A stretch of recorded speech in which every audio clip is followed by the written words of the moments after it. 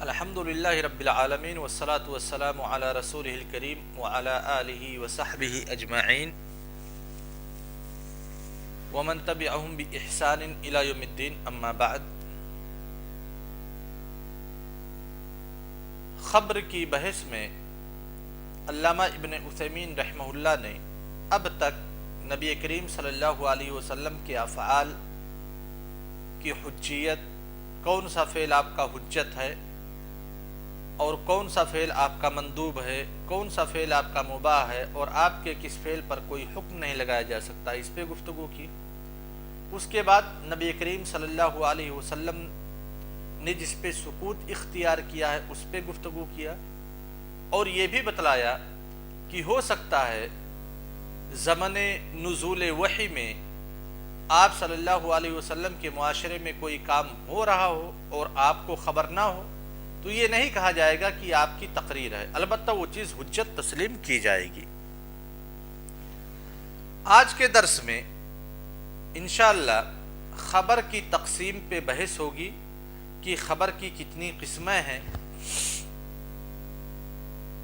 علامہ ابن عثیمین رحمہ اللہ کہتے ہیں اپنی کتاب الاصول من علم الاصول کے اندر، اقسام الخبر باعتبار من یضاف الیہ، خبر کی تقسیم کر رہے ہیں خبر کی اضافت اور نسبت کے اعتبار سے، یعنی خبر کس کے ذریعہ سے آئی ہے، قائل کون ہے، جس کی خبر نقل کی جا رہی ہے یا جس کے واسطے سے خبر دی جا رہی ہے، جس کے بارے میں خبر دی جا رہی ہے، وہ کون ہے۔ خبر کی اضافت اور نسبت کے اعتبار سے کہتے ہیں خبر کی تین قسمیں ہیں، مرفوع، موقوف اور مقطوع۔ مرفوع، موقوف اور مقطوع۔ پھر مرفوع کی تعریف کرتے ہوئے کہتے ہیں ما اضیف الی النبی صلی اللہ علیہ وسلم حقیقتا او حکما۔ مرفوع ہر وہ خبر ہے جس کی اضافت اور نسبت نبی صلی اللہ علیہ وسلم کی طرف حقیقی طور پہ کیا گیا ہو یا حکمن کیا گیا ہو۔ حقیقتاً کی مثال دے رہے ہیں، حقیقتاً کی شرح کرتے ہوئے کہتے ہیں فالمرفوع حقیقتاً قول النبی صلی اللہ علیہ وسلم وفعلہ واقرارہ۔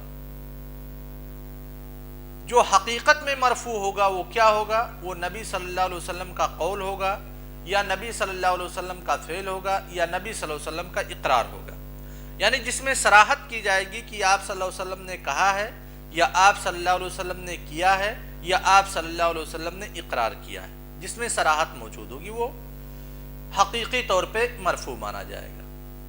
حکمی طور پہ مرفوع کسے مانا جائے گا؟ کہتے ہیں والمرفوع حکما ما اضیف الی سنتہ او عہدہ او نحو ذلک مما لا يدل علی مباشرتہ ایاہ، کہ حکمی مرفوع وہ مرفوع خبر ہے جس کی اضافت نبی کریم صلی اللہ علیہ وسلم کے زمانے یا نبی کریم صلی اللہ علیہ وسلم کی سنت کی طرف کی گئی ہو، اس میں صراحت موجود نہ ہو کہ اللہ کے رسول صلی اللہ علیہ وسلم نے ڈائریکٹلی اس کام کو کیا ہے یا یہ کام، یہ بات آپ نے کہی ہے یا اس کام کا اقرار کیا ہے۔ جیسے ایک صحابی کہیں کہ امر رسول اللہ صلی اللہ علیہ وسلم، اللہ کے رسول صلی اللہ علیہ وسلم نے حکم دیا ہے، تو یہاں پہ خبر کی نسبت ڈائریکٹ صحابی اللہ کے رسول صلی اللہ علیہ وسلم کی طرف کر رہے ہیں، لہذا یہ مرفوع ہوگا۔ یا صحابی کہیں قال رسول اللہ صلی اللہ علیہ وسلم هو الطہور ماؤہ الحل میتتہ، لہذا صحابی کہہ رہے ہیں قال رسول اللہ صلی اللہ علیہ وسلم، خبر کی نسبت ڈائریکٹ اللہ کے رسول صلی اللہ علیہ وسلم کی طرف کر رہے ہیں، تو یہ مرفوع ہے، حقیقی مرفوع ہے۔ حکمی کی مثال جیسے صحابی کہیں امرنا امرنا او نہینا یا کننا نفعل فی عہد رسول اللہ صلی اللہ علیہ وسلم، کانوا یفعلون فی عہد رسول اللہ صلی اللہ علیہ وسلم، امرنا ہمیں حکم دیا گیا، لہذا اس میں اضافت ڈائریکٹ اللہ کے رسول صلی اللہ علیہ وسلم کی طرف نہیں کی جا رہی ہے.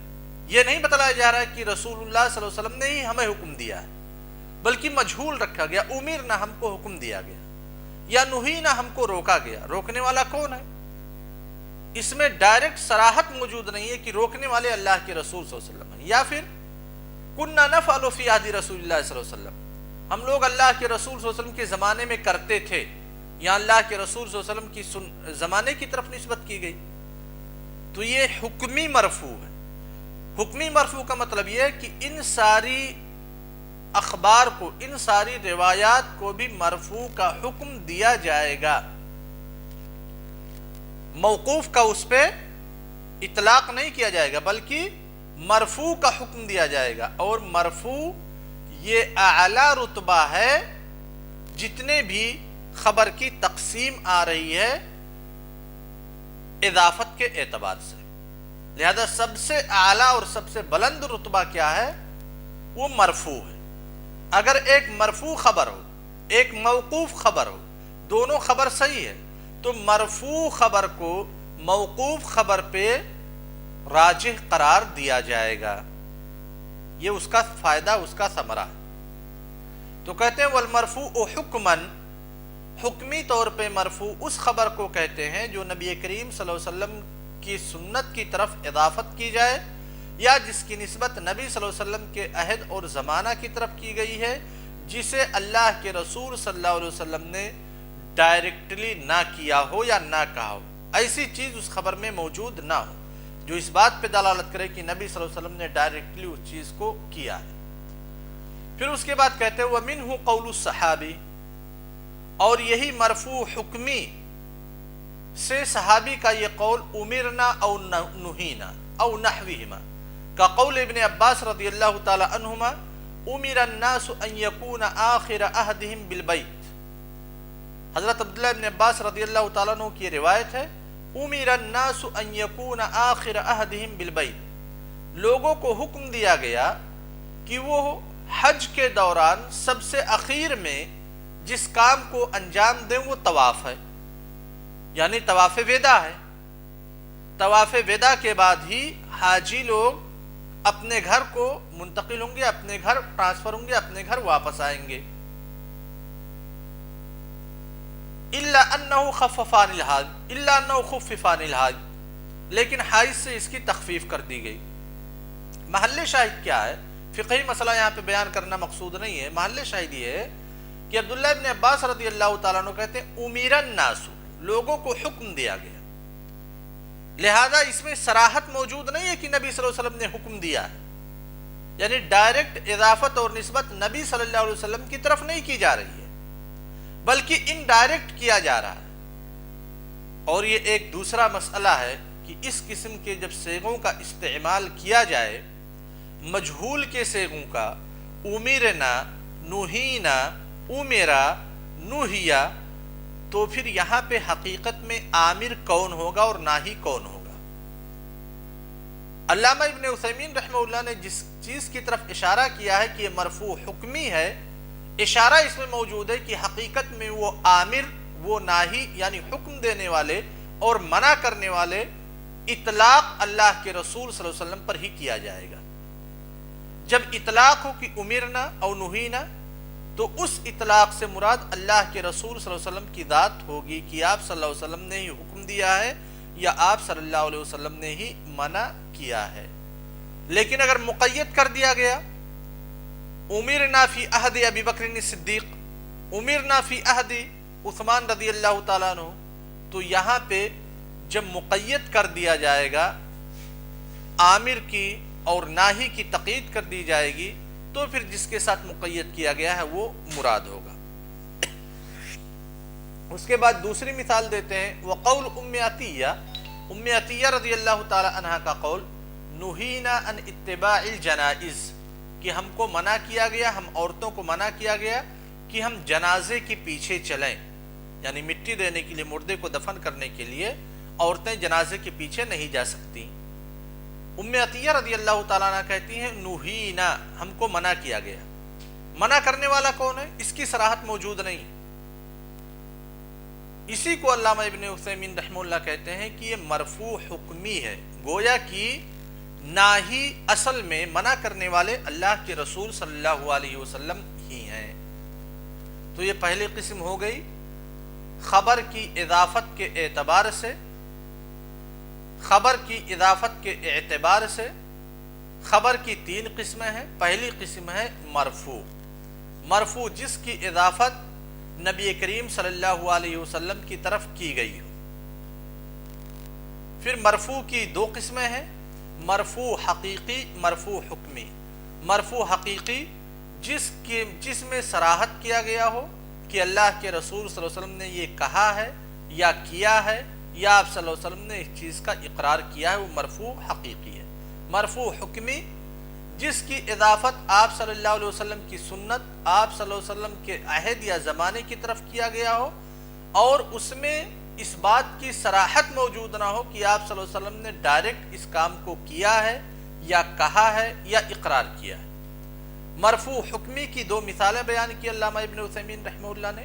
سب سے پہلی مثال حضرت عبداللہ بن عباس رضی اللہ تعالیٰ عنہ کی روایت، امر الناس ان یکون آخر عہدہم بالبیت، لفظ امرا کا استعمال کیا، مجہول کا استعمال کیا، لہذا یہ مرفوع حکمی ہے۔ حضرت ام عطیہ رضی اللہ تعالیٰ عنہ کا قول، نہینا عن اتباع الجنائز، نہیہ یہ مجہول کا صیغہ ہے، ہو سکتا ہے منع کرنے والے اللہ کے رسول صلی اللہ علیہ وسلم ہیں، ہو سکتا ہے حضرت ابو بکر صدیق ہو سکتا ہے حضرت عمر، یہ سارے احتمالات پائے جاتے ہیں، لیکن علامہ ابن عثیمین رحمہ اللہ نے واضح کر دیا کہ کہیں پہ بھی اطلاق ہوگا مجہول کا اللہ کے رسول صلی اللہ علیہ وسلم تو مراد لیا جائے گا کہ وہاں پہ حکم دینے والے یا منع کرنے والے اللہ کے رسول صلی اللہ علیہ وسلم ہی ہیں۔ اس کے بعد خبر کی دوسری قسم ہے، یہ تو بات ہو گئی پہلی قسم کی مرفوع کی۔ خبر کی دوسری قسم ہے موقوف، کہتے ہیں والموقوف، موقوف خبر کون سی خبر ہے؟ ما اضیف الی الصحابی، جس کی نسبت صحابی کی طرف کی جائے، ولم یثبت لہ حکم الرفع، اور مرفوع کا حکم اس خبر کے لیے ثابت نہ ہو۔ اگر مرفوع کا حکم ثابت ہو جاتا ہے چاہے حقیقی طور پہ یا حکمی طور پہ، تو خبر موقوف نہیں رہ جائے گی، مرفوع ہو جائے گی۔